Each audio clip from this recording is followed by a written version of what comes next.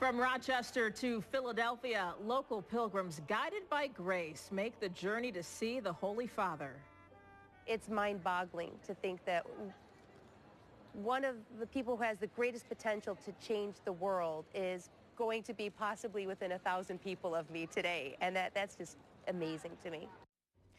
The streets of Philadelphia are awash in the spirit and the excitement of Pope Francis, and we caught up with Rochester families who are living this incredible experience. 13 Wham's Jennifer Johnson joins us now live from Philly with more on those incredible stories. Hey, Jen. Hi, we've been hearing about these crowds for so long, and we're beginning to see it. This is just one of the many lines to get into the event where the Pope will be tonight, and then lots of security as well. I'm carrying this backpack because it's a place where we're doing a lot of walking. All of the bags need to be checked. The feeling, though, electric in the air. A Penfield family inside this event that we are outside of.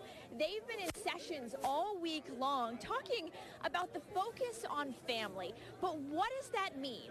How do you apply that to everyday life? Well, here's what they found out. Music, performance, and huge crowds outside the Philadelphia sites where the Pope is stopping. In the crowd, the Hood family of Penfield. He's really doing amazing work and emulating Jesus in the Bible. And so it's been great to just be in the same city as him and hear about what he's done. Aidan, his sisters, and parents have been here since Tuesday. The kids have gone to the World Meeting of Families Youth Congress. There were a lot of talks about making sure that you always stay close with your family because sometimes that's all you have. And it's really important to care for them and be there for them. And being there for others. The kids made meals for third world countries, as well as danced with nuns and bowled with bishops, all the while talking about how to keep the faith. They mentioned finding other people with similar beliefs, and even if you're not like carrying a Bible around, just having something that can remind you of Jesus, and just preaching in your actions and what you do. Putting advice into real-world application. It's what the adults talked about too. To be here and to say we're going to focus on loving each other, not being perfect. No family is perfect. The Holy Family wasn't perfect. But to be able to celebrate family is something that we want to bring back with us. Giving up that idea of perfection was liberating for Mom Maureen. I love being given permission to relax as a mom, because I think that is when I am the best mom, is when I start to get too into carpools and schedules and homework and appearances that it starts to all fall apart. But how do you do that? Here's some advice she was given.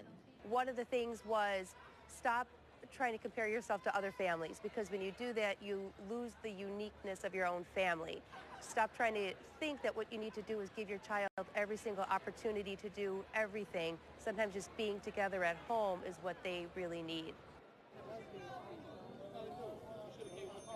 All right, Chris Hood, the father of this awesome family that you just met, he's a theology teacher at McQuaid. He says he cannot wait to bring back the lessons he's learned from this week and impress upon teenagers the importance of family. Not always an easy task. Another note, you may have noticed they were wearing matching T-shirts. Madeline was adopted from South Korea. They went there a year ago, and it was just before the Pope had visited. They bought those T-shirts, and they think they're the only ones here maybe wearing South Korea Pope T-shirts. So again, Pope is going to be at the event we're at tonight, but everyone is talking about the capstone for this visit, which is that 4 o'clock Mass, and more than 1 million of people expected on these streets for that Mass. Tomorrow we'll be here for it. Live in Philadelphia, Jennifer Johnson, 13 Wham News. All right, Jennifer, thanks for that report, and I know we'll have more from you later on tonight on Fox Rochester and back here on 13 Wham ABC.